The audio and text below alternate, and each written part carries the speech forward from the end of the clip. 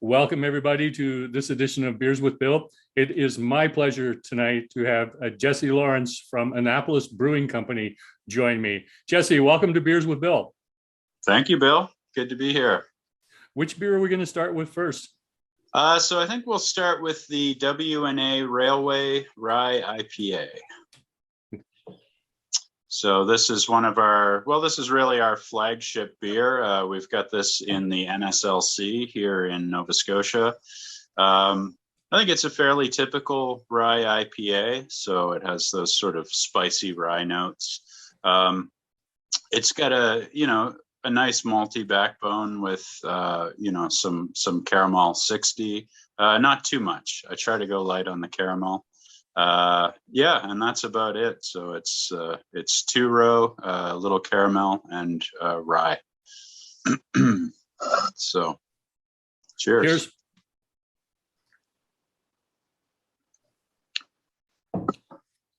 So why rye for this one?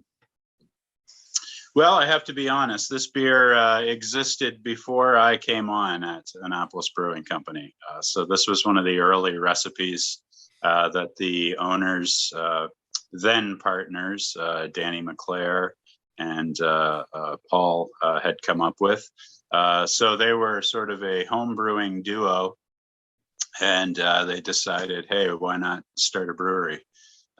Maybe there are a million reasons not to start a commercial brewery, but they went for it, and I'm glad they did. So yeah, this recipe was before my time, but I have been working on it. I've been working on all the sort of pre-existing recipes, trying to refine things and elevate the beer. So you started out in a home brewing background yourself, did you not?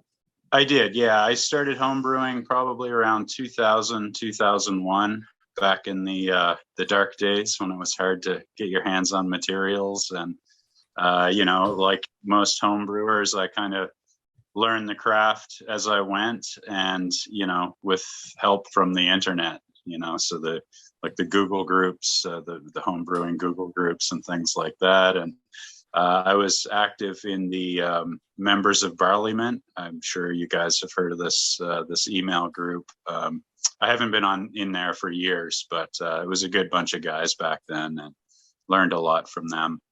And the Montrealers as well. It's another email group. Yeah, so I've been homebrewing, just about 20 years when I was asked to become a commercial brewer. So I had been working for Danny in another capacity. So I had just returned home from Ontario, actually. And so I took a job doing construction just to make ends meet. And it happened that my boss owned a brewery. And so we got chatting over beers one day, and I told him, if you ever happen to need a new brewer, I'd be happy to do it. And, only 2 or 3 months later, he did need a new brewer. And so he approached me about it. Wow. Yeah. I have to make the first observation. Okay. Everybody that moves back to Nova Scotia ends up in construction. Is there a reason for that? Yeah, I mean, it's boom times here right now. All of you guys are moving here and building. That's what's going on, So yeah, it's a great way to find reliable, stable work here. They always say if you have a trade here, you'll be just fine. Of course, with all the influx of new people, other jobs are becoming much more viable these days too. So yeah, it's kind of interesting times here. Yeah, Nova Scotia is almost at the 1 million mark, isn't it? I think it is. Yeah. I was reading that the other day. So, just for a quick little bit of background, I have property on top of North Mountain, Middleton area. That's where my wife and I hope to build and retire to. Cool. Yeah, that's great. That's a beautiful area. Yeah, not far from here, 40 minutes away. Yep. Oh yeah, the Annapolis market's my favorite market to go to. Nice. Oh, cool. Yeah, it's a great one. Yeah, great community there. So what was the transition like going from home brewing to moving into a commercial setup? Yeah, so, the principles are the same. So the things that we know as home brewers will will help us produce beer in a commercial brewery. But, everything else is really different. So, the striving for consistency and quality, you want to put the same product out every time. And of course, home brewers do this too, but it's much more important on a commercial scale. Differences like cleaning techniques, so CIP, cleaning in place techniques. You can't just throw Star San in your fermenter and, shake it and, rinse or not rinse, whatever. So learning CIP techniques, working with real caustic and acid, and that's a big change. CO2 management. So dealing with pressure, that's a huge thing, and that's something I'm still wrapping my head around. And just production timelines. So keeping things moving. There's no, I'll just let it sit a couple extra weeks in the car, in the secondary. It's like, we need tank space. We need to get this out. We're out of Pilsner. How soon can you lager the Pilsner? Things like that. It's quite different. The demands are quite a bit more, of course. I can well imagine it's a bit of a change. Like you said, you can't shake the fermenter with the Star San in it. Exactly. No, they're too big for that. So what's an average batch size at Annapolis? Yeah, so we have, when I first started, we were using a 5-barrel fermenter. And so we would do, 200-gallon brew days. So 2 days to fill one of those fermenters. Well, recently we have upgraded the brewery. We've moved the brewery, built a new brewery. And so we're at 90 barrels max capacity right now. So we're using 10-barrel fermenters. And generally that looks like a 2-day brew. So 130 gallons per, so, around 500, 600 liters, thereabouts. So that's the size we're working with. We are due to get a couple of 20-barrel fermenters in, as well as a 20-barrel bright tank. We just got a 10-barrel bright tank. We have to hook up the glycol and everything, but that's very exciting. I'm very happy to be using a bright tank now, sort of kicking it up a notch. Right? So that's a pretty aggressive growth plan. Yeah, our growth has been aggressive. It's, Danny is a local businessman. He and his wife, I should mention Krista McClare also. So they're partners now. It was two married couples who had started the business, and now it's just Danny and Krista. And they're local business people. She's a pharmacist, so they own a couple pharmacies. He has a number of irons in the fire, and so he's a growth kind of guy, which has been great. It makes it so that there's always things to learn. There's always some growing pains, but it's been a hell of a ride so far. I can imagine. I usually leave this question to later, but since you said there's been growing pains, would you share with us sort of the maybe biggest oops moment you've had in commercial brewing? I haven't had too many oopses, I'm happy to say. I mean, I have painful days, so we can talk about this later if you like, but we've also we've gotten into cider, so we have a cider company as well. And I have more pains with cider than I do with beer. Cider's very easy until it's fermented, and then you have to, we're filtering it, and so learning about filtration has been quite a task, and still challenges me. But one thing that comes to mind when we first moved into the new brewery, of course, we were excited to fill all the new fermenters. And so we were pulling double brew days just every day. It was nuts. I mean, for 2 weeks, 3 weeks, we were there 12 hours a day. And I'm not sure what happened, but we had a batch that just really didn't turn out well. It seemed okay at first, but then within about 2 weeks, the beer, it was hazy. There was unpleasant sediment in it. We had a diacetyl problem that developed.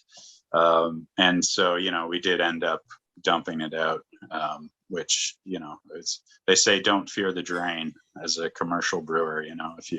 If you mess up, you do have to dump it out. You can't sell it to your customers.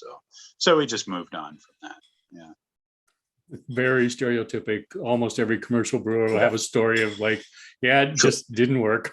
Didn't work. Yeah, it happens. I'm happy to say we haven't had too many of those.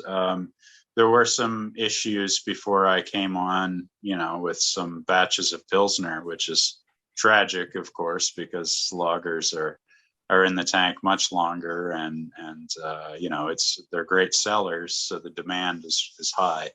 And so you never want to have to dump those out.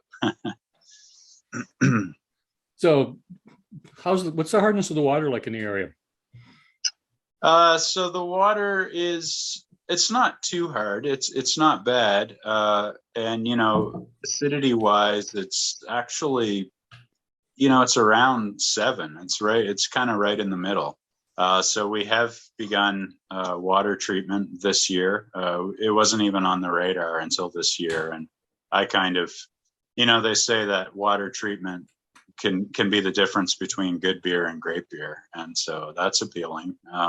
So of course I kind of pushed the issue this year, and it's been a great thing for us. It's really made our IPAs, kind of behave like IPAs should. There's still some things that I'm working out about it. So for instance, I've been using gypsum, Epsom salt, so magnesium SO4, and calcium chloride. And I'm starting to realize for our, sort of West Coast IPAs, I probably only need to use gypsum. Maybe you guys can weigh in, let me know what you think of the rye. Actually, it's on the dry side. It's a little puckery, and I think I might try to dial that back a little bit. So it's still a work in progress. Yeah. So I'm assuming then that the Pilsners are like sort of the easiest thing, the least amount of treatment of water that you're going to have to do.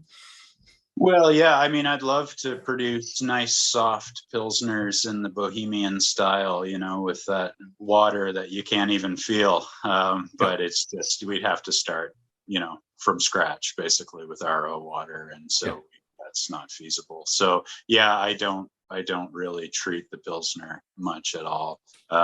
Maybe a little calcium chloride, but I don't think it's necessary. I do adjust the pH in all of our mashes, just for conversion. And Pilsners like to be sort of low.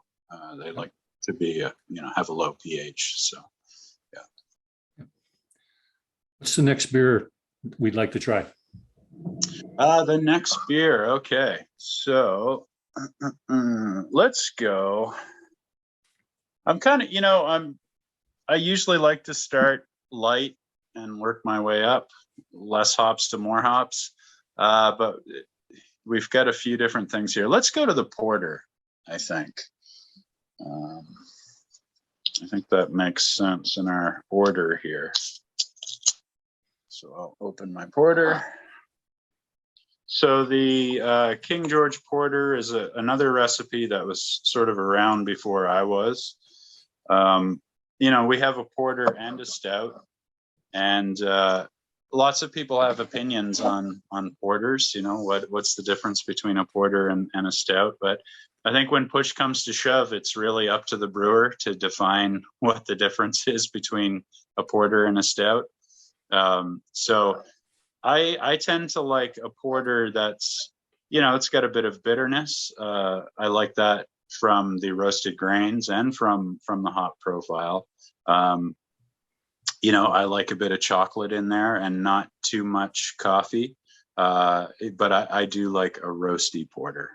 So I have played with the recipe a little bit as far as the roasted grains go, and I'm getting happy with it. I think it's still a work in progress, but yeah. So porter's one of my favorite styles. When it hits fall or winter, I tend to go for darker beers, browns and porters. Or Belgians. Porter is one of my go-to styles in the winter.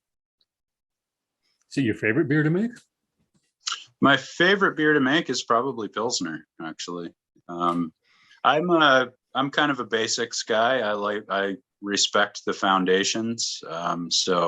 IPAs are big and bold, and brewers make their names on an IPA. That's how it tends to go.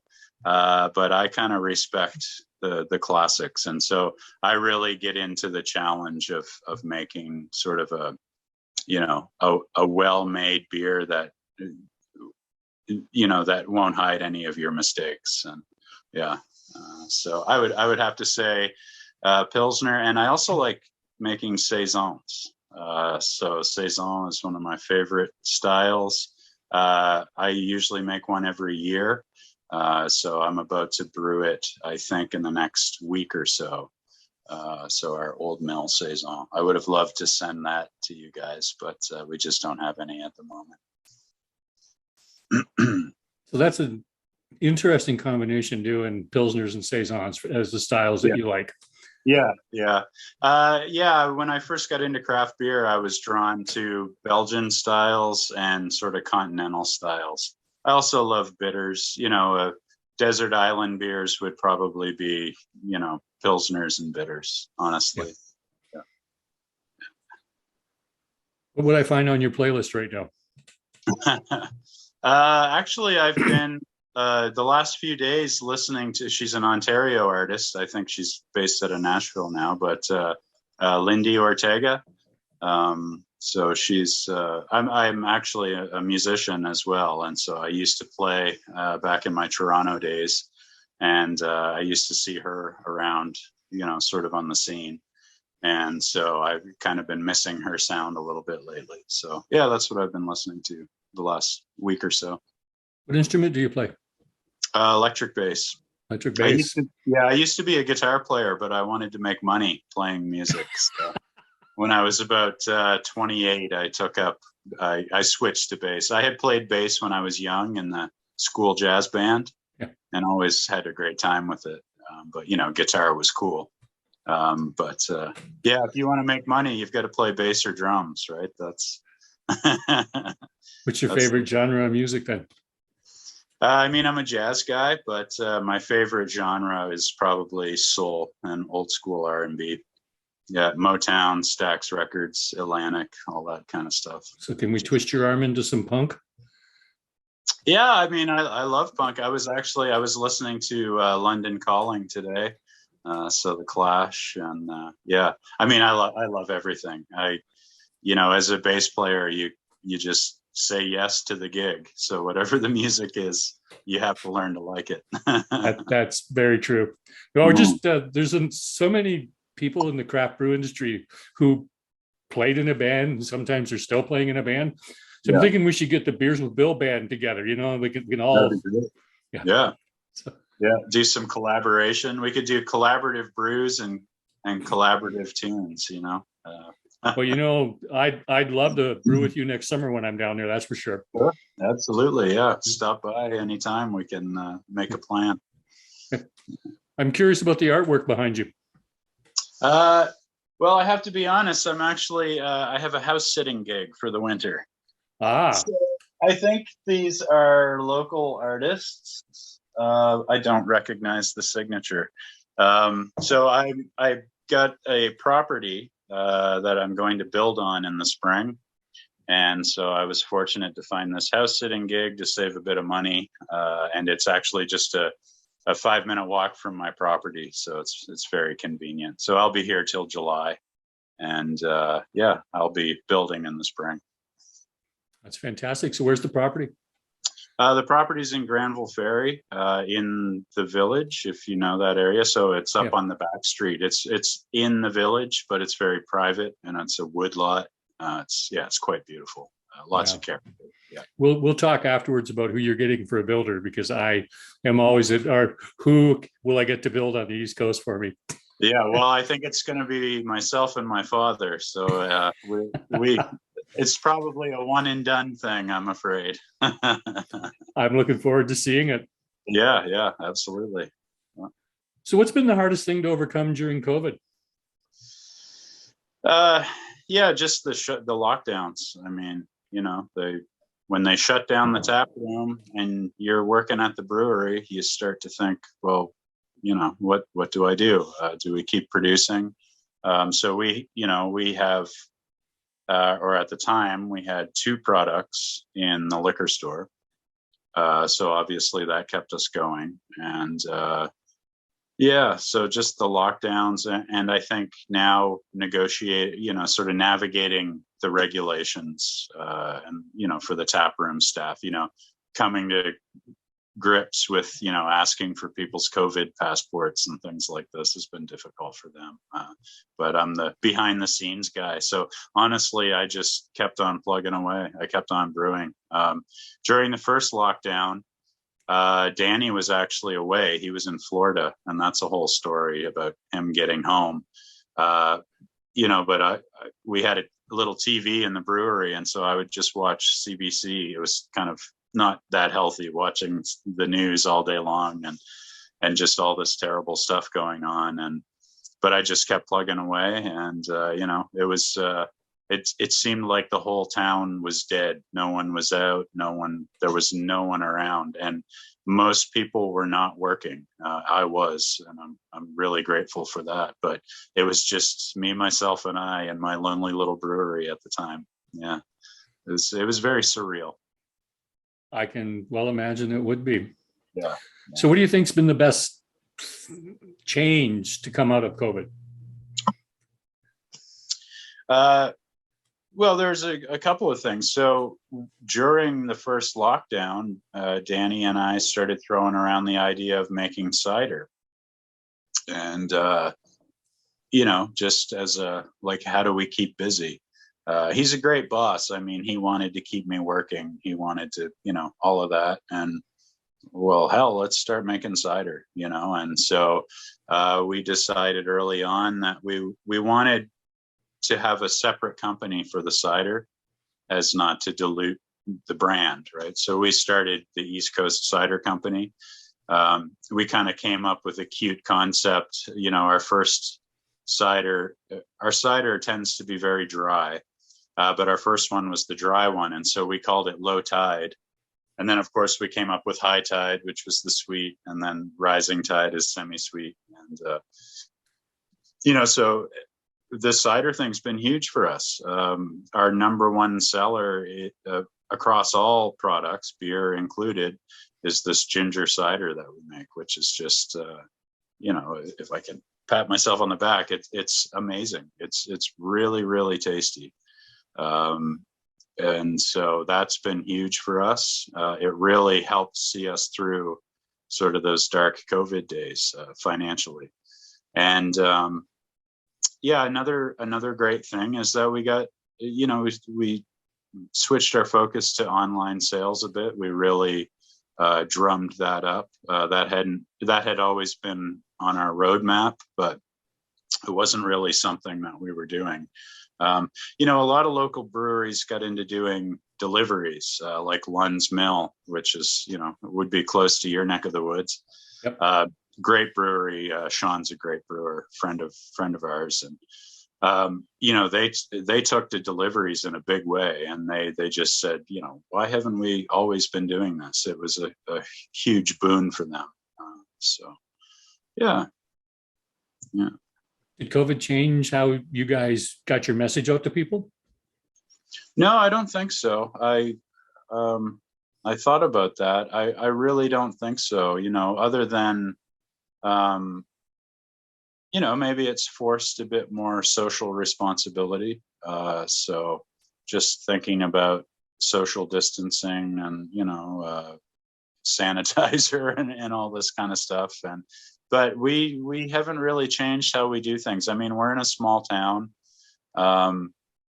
We just keep plugging away. I know all our customers for the most part. I mean, obviously, we get lots of customers from Halifax, and during tourist season, we get tons of more, extra people. But day in, day out, we kind of know everybody. And so it hasn't really changed our messaging that much that I can think of. Yep. Yeah. Is there any beer that you've tried at any time in the past would you immediately drank it and said, pardon the way I said, damn it, I wish I'd made this one? Oh yeah, absolutely. So I love Trappist ales, but the quads, the so-called quads, I'm not a big fan of that.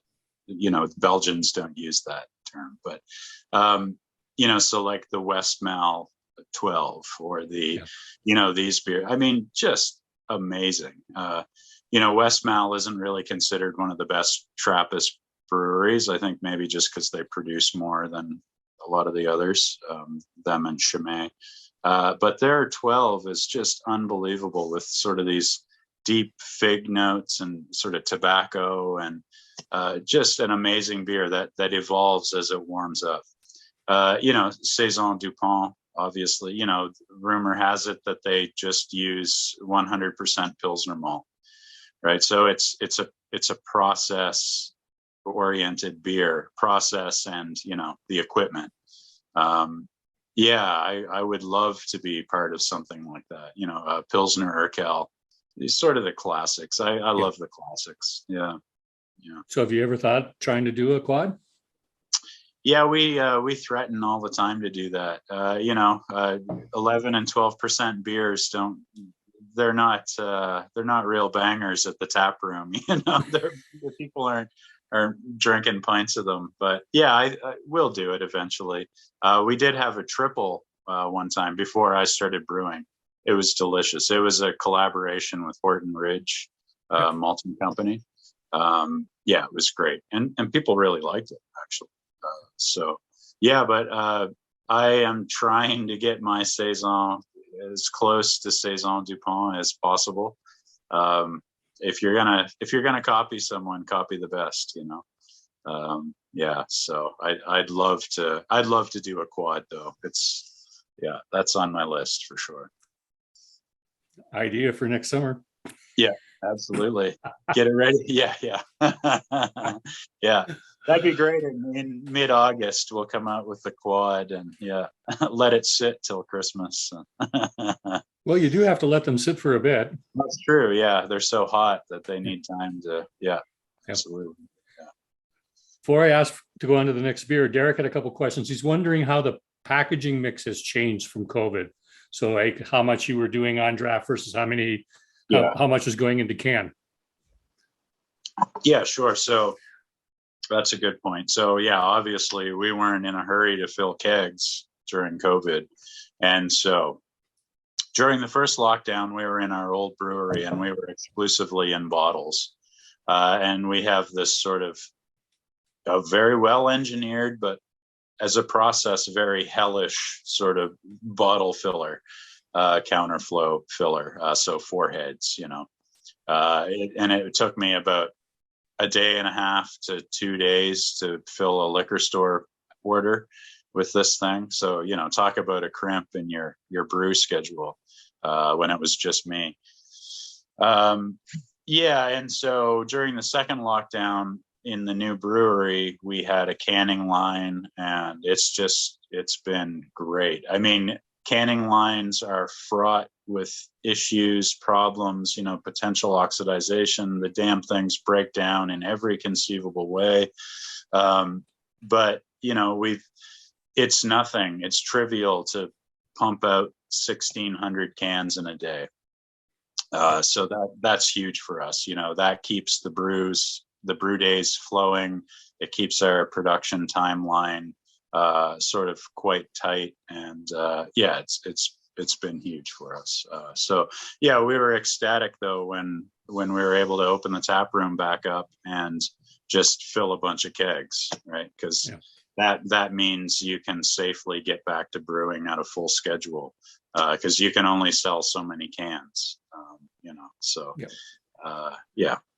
So is Annapolis Brewing beer available just exclusively in the tap room, or do you have? No, yeah. So we have the rye and the ceasefire IPA in the NSLC. We also now have our cherry cider, which is also quite nice in the NSLC. We have a number of tap accounts around the province, and that's always growing. It was set as a goal this week to find 20 new tap accounts. So that it'll be interesting to see how that turns out. Bishop's in Halifax, which is a great seller of, fine craft beers and wines and liquors. They've been selling for us. Yeah. Which beer are we going to try next? Let's, I think, get into the berry tart. I think the big shot should be last because it's the big shot. So the berry tart sour. This is a raspberry blackberry sour. This was our first foray into souring. We have someone working for us, Allie. She has sort of a background in wine, and she's a mixologist, and she loves sours, and she's been kind of hounding us to make a sour for the last 2 or 3 years. And we finally submitted and decided to make one. It's been great for us, actually. She was spot on with that.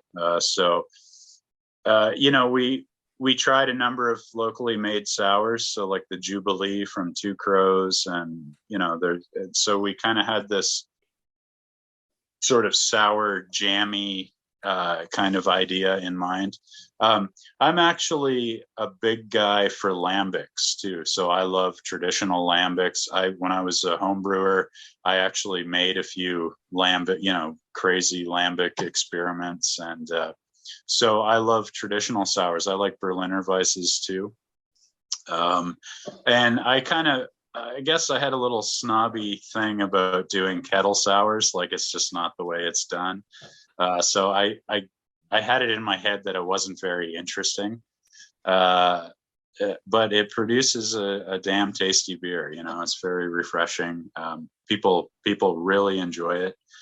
We've got another sour that we're doing. We made one in the summer, and we have another one in the tank right now, which is a blueberry smoothie sour. So that one has lactose in it. Yep.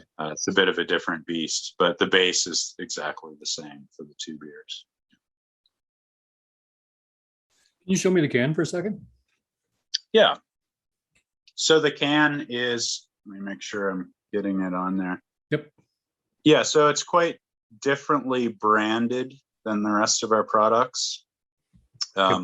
We labored over a name for this thing. You wouldn't believe it. It was like naming by committee, right? And none of us could agree on the name. And then we sort of said, let's just be simple, so berry tart sour. I mean, and I think out of that just came this idea like, well, it doesn't fit in with the rest of our brand. We have a pretty strong historic theme through the brand, as you tend to do in this area.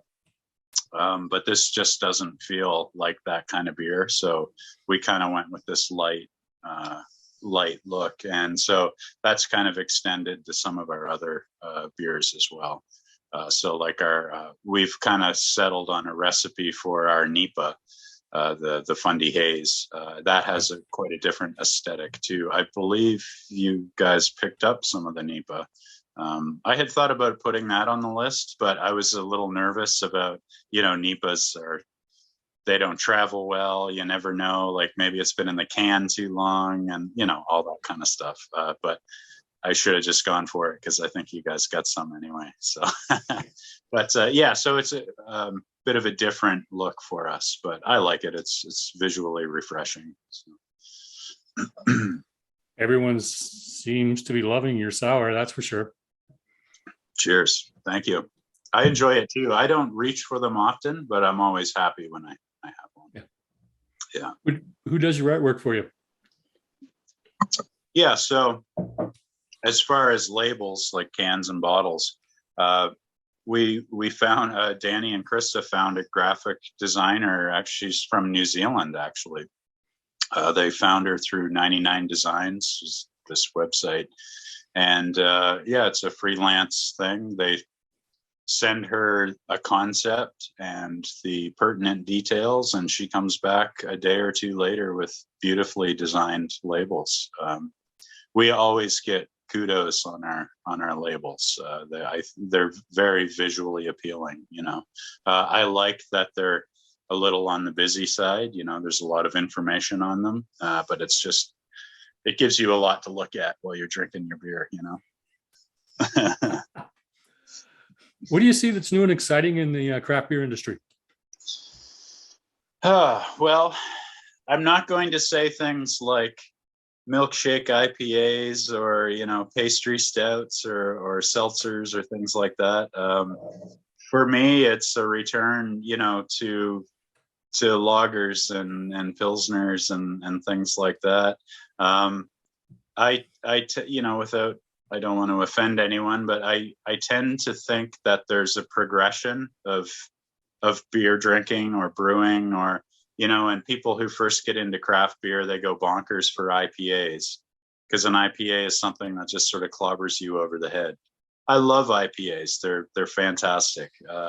And I work hard on trying to make good IPAs. IPAs are probably the thing that I play around with the most. But I'm really excited when small craft breweries come out with a well-made lager. It's really exciting. It shows you sort of what the brewers got. And, so like Lund's has the fantastic Vienna lager, lager driver, Bar Stillwell in Halifax has come out with Stilly Pills, which is this German Pilsner, which has just taken off like wildfire. People love it. So I find that very exciting. So do you think that trend happened more because of COVID and people were locked down, or was that just naturally going to happen in the industry? I think it just naturally happens. I think you kind of go from IPAs to, I saw, like the diagram of the early, early man to the modern day man. And it was basically like lagers, IPAs, sours, lagers, so you people kind of start at lagers and they wind up at lagers. I don't take it that seriously, but I think it's just, there's a desire to see if you can pull it off. And, it's really a test of your mettle as a brewer, your technique has to be sound. And I'm certainly not claiming to be a master of it by any stretch. I've got a long way to go. But it's, I think it takes a bit of intestinal fortitude to kind of produce a clean beer that hides no mistakes. Yeah. You hit it right on the head. A clean beer, you cannot make a mistake because you can't hide it. That's right. There's nothing to hide behind. Yeah. And there is a market demand for that too, of course. People. There's been a huge shift in market demand for that. Yeah, absolutely. And so you're right. Maybe that does have to do with COVID. Maybe more people are getting into craft, but they want a more approachable craft. I don't really know. Well, Troy, who's on here, he owned Kickoff, and we ran Kickoff for almost 20 years. Well, good 20 years. Yeah. And we watched the progression of IPAs to the punch in the face IPAs, to West Coast, to NEPAs. Yeah. And then all of a sudden now you start seeing all these lagers and pilsners coming out. Yeah. And you're probably right. It's a natural progression. I think. But I think it's been accelerated a little bit by the lockdown. Yeah. That's a great point. Yeah. I hadn't really thought of that, but I bet there is something to that. Yeah. What's next for Annapolis Brewing? Next for us is getting more beers in the liquor store, the NSLC. getting some beers out of province. We're trying to get into the PEI liquor store now. We've got some applications in place. And, beyond. Obviously, we want to get our beer to as many people as possible. And so that's going to be a project over the next few years. Increasing tap accounts. As I said, we've got new fermenters coming in, so we're kind of going bigger there. And just on a more brass tacks level, like from my perspective, something like a yeast program. So this year for me was mostly about the water treatment. I come up with a yearly roadmap, and you get working on it in the winter and the spring, and then the summer comes along and kicks your butt, and you're just brewing your cores over and over and over again. And, we're just finally getting to the point again where, my brew list has, I think, 8 core beers before the next one, before my saison. So, it's hard to foray into new things. But the next thing, I think, in the sort of winter doldrums will be a yeast program. So that, I mean, reclaiming and repitching yeast and looking at things like viability and all of that. I got into that a little bit as a home brewer. I always found yeast to be the most interesting aspect. But in no way was that sort of a commercial approach. That was, making starters and collecting the dregs from bottles of Belgians and things like that. Yep. So yeah, I'm really looking forward to that. It is an interesting thing to pursue. Absolutely. Yeah. What's next for Jesse? Next for me, always refining my technique, studying all the time. I'm always reading. I'm kind of on this mission to gather the classic brewing books. So I'm always doing that. The yeast thing is going to be huge, just on a personal level for me. And, I'd love to get back to doing beer events. So, I started this job about 2 years ago, and we went to a couple really fun events. We went to the Fredericton Craft Beer Festival, which was just a great time. And we did one in Halifax.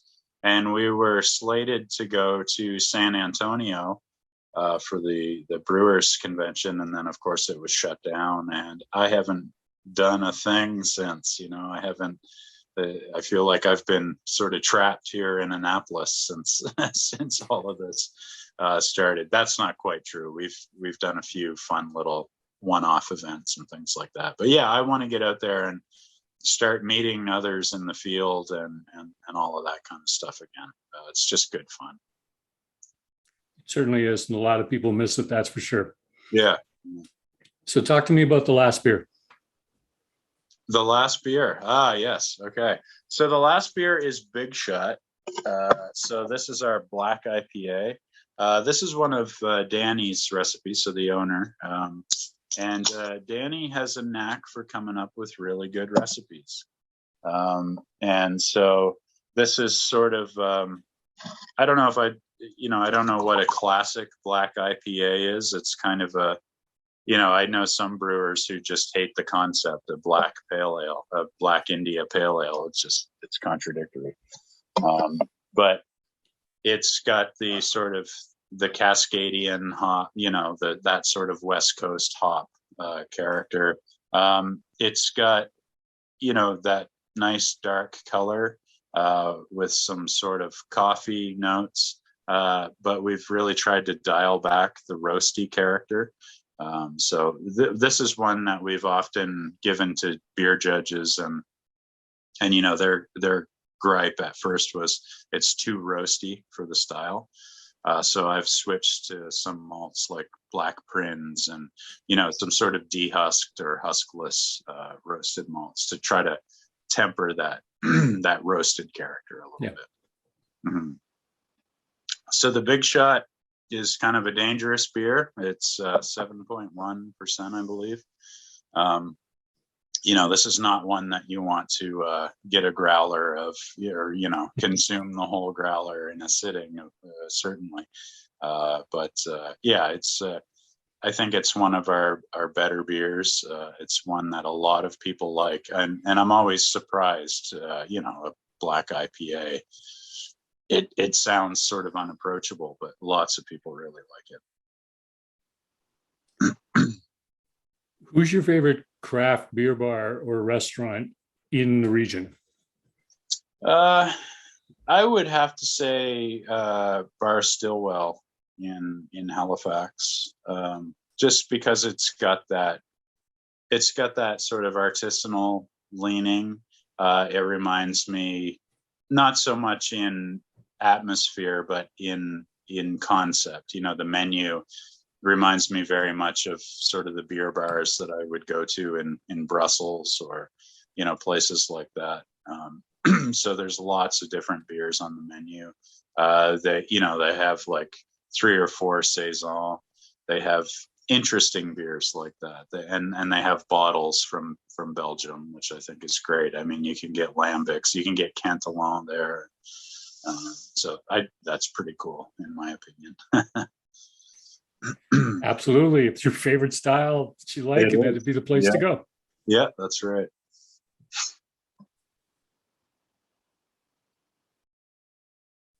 There it is. Now I got to think about that one. What's that? If you could spend a day brewing beer or having a conversation about beer with anyone, who would that person be? I don't know. So there's Greg Nash in Halifax at Unfiltered. He's sort of like an IPA guru. He's I guess kind of an old school guy, and he seems a bit curmudgeon. He seems a little crabby, honestly. The unfiltered approach to social media can be a little jarring. But I'm sure we'd get along just fine in person. And, he'd be cool to learn from. I know he's taught a lot of local people how to make great IPAs and things like that. Other than that, I mean, pick a Belgian brewer, some old family brewer from like a farm brewery or something like that. I just love that idea, you hear about like the Boone's Lambics. It's a family enterprise, and the grandfather was there, and he was in his 90s, and apparently he'd just drink beer all day long, and wouldn't faze him a bit. I think those guys would have a lot of interesting opinions to share, and lots of interesting lessons as well. That's very true. Who do you see as an up and coming brewer in the region besides yourself? Yeah, the guy we just hired to help me out. I mean, I don't know. Unfortunately I haven't encountered any up and comers. There are some great new breweries. I hesitate to call them up and coming because they may be more experienced than me. So like Truro Brew Co is making some cool beers, and they've got a really neat concept going. Sean at Lund's, he's been at it longer than me. But we're all kind of up and coming, right? There's a new brewery in Berwick, Smokehouse. I hope that's what I might be spacing out on that name at the moment, but no, you got it right. I talked to him. Okay, couldn't get connected with him when I was down there. Oh, is that right? Yeah. Lots of people are talking about their beer. I've enjoyed the ones that I've had, but honestly, we're so in a bit of a bubble here. Just I talk with Sean at Lund's more than anyone else, because we share grain buys, and we borrow US-05 off each other if we need it, and all of that kind of stuff. So but yeah, just the lack of events, as I said, and lack of FaceTime has really kind of kept me out of the loop as far as that goes. Yeah, I tried to meet Sean. Unfortunately, the day I came in to see him, his canning line broke. Well, that sounds about right, actually. Yeah. Yeah. Yeah. And he like had no time to talk to me whatsoever. No, Sean is stretched to the limit. Like Oh yeah. he's running that show, and he people love his beer. I mean, Yep. people in Halifax all over love the Lund stuff. He's kind of tapped into something special, and he's got a really supportive kind of fan base. But man, that guy is busy, and if it can break, it will break. And so, yeah, every time I see him, it's like, it's this, he loves it, but maybe he loves it too much. It's, I mean, yeah, but boy, he makes some great beer, and he's a great guy. He's really nice. And he's offered, he's told me many times, any way I can help, let me know. And, Yeah. I've had some things that I didn't like about some of my beers, and I trust him. I'll ask his opinion, and so yeah, it's great to have him just sort of next door. Yeah, He is just a few minutes down the road, isn't he? that's right. Yeah, one of these days I'll have to go have a beer with him. He always sends us beer as a thanks, and we'll send him beer, and Yeah. we've never actually sat down and had a beer together. So. Who's your role model? My grandfather. Yeah, I don't really have a beer world role model. Yeah, I thought about this question.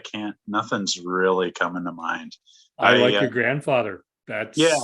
Tell me what he's like. Yeah, he was a cool guy. He was a doctor, a medical doctor, but he was also just this wacky sort of nut job hobbyist, serial hobbyist. It was one thing after the other, and I share that unfortunate trait. So he would, when I was a kid, he was into building these model airplanes that he would fly, and then he got into ultralights, so he was flying himself. But he had been into like sports cars, and then he got into horses, so he traded all his cars for horses, and then he got into antique rifles, and then it was this and that. And life with him was always an adventure. But the thing about him was he always had his nose in the books, in the literature, on whatever it was he was interested in. And so that's kind of inspired me, and I blame that trait on becoming a brewer, basically. So maybe it is beer related. And on that note, what book would I find on your night table right now? This one. So oh wow, Malting and Brewing by the Foam Pope, Charles Bamforth. This guy has so much good stuff to say about everything. I mean, so I've kind of been on this foam odyssey, head retention odyssey, and I hope that our cans are kind of displaying this. Canning, of course, is so problematic as far as getting that nice foam and everything. But just foam and proteins and mashing, and Bamforth has lots of great stuff to say about the whole brewing chain. So yeah, he's well worth the read. He's a classic. Yeah, what can I say? Absolutely. Yeah. Yeah. It's the go-to for every answer you need on something like that. Absolutely. Yeah. Yeah. So I'll grab the book and read a page and fall asleep, when I get in bed. And that's how I learned about beer, honestly. I've always just had a book at my bedside table and read a little bit and fall asleep and repeat. And I think it sinks in, That's how you make the science an art form, isn't it? That's right. Yeah. You understand the exact science of it, then you can start playing around with things. Exactly. Yeah. If you could go back in time, is there any advice you would give your younger self? So as a brewer, do you mean, or you take it whatever way you want to take it? Okay. Yeah, lots. But so when I first got into all grain brewing, and realized, my God, I can make beer that's better than the beer I get at the liquor store, back then anyway. And I can make it for whatever it was, 12 cents a glass, 15 cents a glass. And my father and I were just blown away. We kind of brewed together a little bit. He's still kind of a kit guy. I never could quite get him to take on the all grain thing. But we did talk about starting a brewery here in Annapolis in, say, 2003. Back then, it would have been so prohibitive. It would have been really, really hard. And but I wish that I had sort of taken the possibility of getting in the industry a little more seriously. I didn't know that there were jobs like cellaring and packaging, and I of course I didn't have any. I had no idea of the scope of commercial brewing. And so I do wish that I had just gone for it, because, I worked a lot of crappy jobs back in my youth. So why not work a crappy job at a brewery that, would have sort of bolstered my case and maybe gotten me there a little quicker. Then again, I've had a lot of great experiences, and, I probably wouldn't trade it. And here I am in my, I came home to my hometown, and I got this really cool job that I think of as a dream job. And I have a background in science, in research, in sort of creative fields, and brewing, technology, and brewing really is all of that stuff. So I really couldn't be happier as far as my job and my current position in life. And with this property coming, feels like everything's pretty good. So I'm going to leave it there. yeah. Jesse, thank you for taking time out of your schedule to share your story and the Annapolis brewing story with all of us here at Beers with Bill. Totally appreciate that. Everybody, next week, Brendan Navarro is joining me to bring us up to date with what's been going on in her life. And we'll see you all next week. Again, Jesse, thank you. Thanks, Bill. I really enjoyed